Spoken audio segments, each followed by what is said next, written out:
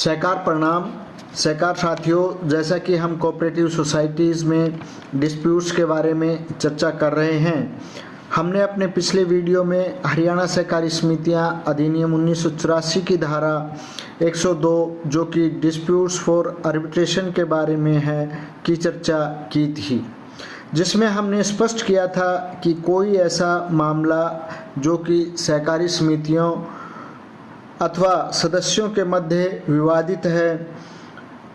तथा जो समिति के कॉन्स्टिट्यूशन, मैनेजमेंट व बिजनेस से संबंधित है, उसे हरियाणा सहकारी समितियां अधिनियम 1984 की धारा 102 के तहत सिर्फ व सिर्फ केवल रजिस्ट्रार अथवा नामित व्यक्ति द्वारा ही सुना जाएगा। साथियों, इसी कड़ी में हम यहाँ पर यह स्पष्ट करना चाहते हैं कि जो मामले हरियाणा कोऑपरेटिव सोसाइटी एक्ट 1984 की धारा 102 के तहत सुने जा सकते हैं, उन मामलों के बारे में हरियाणा कोऑपरेटिव सोसाइटी एक्ट 1984 की धारा 128 में यह प्रावधान किया गया है और स्पष्ट किया गया है कि उन्हें सिविल कोर्ट में नहीं सुना जाएगा। यानी कि ऐसे मामले सिविल कोर्ट के अधिकार क्षेत्र से बाहर हैं, bar of jurisdiction of civil court हैं। यानी कि सिविल कोर्ट ऐसे मामलों को नहीं सुनेगा जो मामले हरियाणा सहकारी समितियां अधिनियम 1984 की धारा 102 के तहत आर्बिट्रेटर द्वारा सुने जा सकते हैं।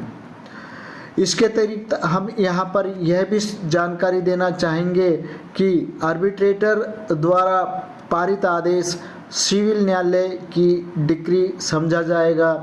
और उसी रीति से निष्पादित यानी कि एग्जीक्यूट किया जाएगा जिसमें कि ऐसे न्यायालय की डिक्री निष्पादित की जाती है। यानी कि अधिनियम की धारा 102 के तहत पारित आदेश अवार्ड को be deemed to be a decree of civil court and shall be executed in the same manner as decree of such court। सहकार साथियों, रजिस्ट्रार सहकारी समितियां हरियाणा द्वारा अपने पत्र दिनांक 29 जून 2015 के अनुसार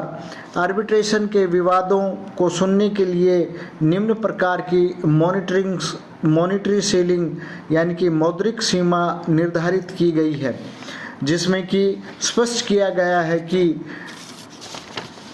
असिस्टेंट रजिस्ट्रार यानी कि सहायक रजिस्ट्रार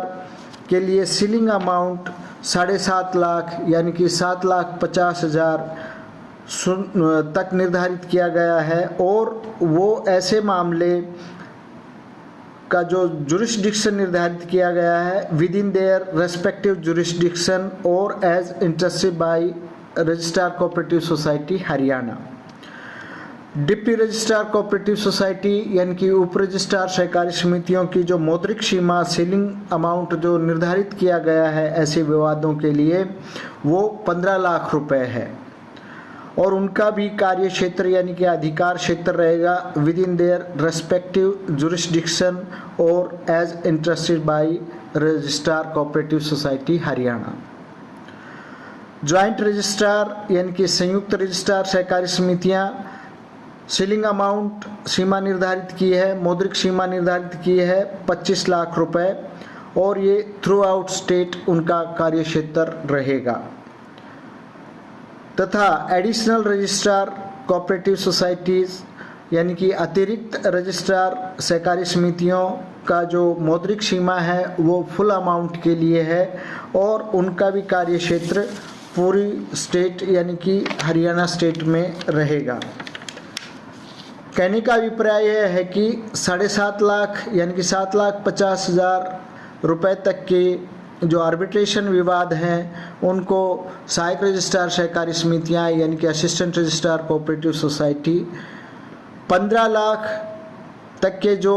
विवाद हैं यानी कि आर्बिट्रेटर्स के लिए जो अमाउंट सीलिंग अमाउंट निर्धारित की गई है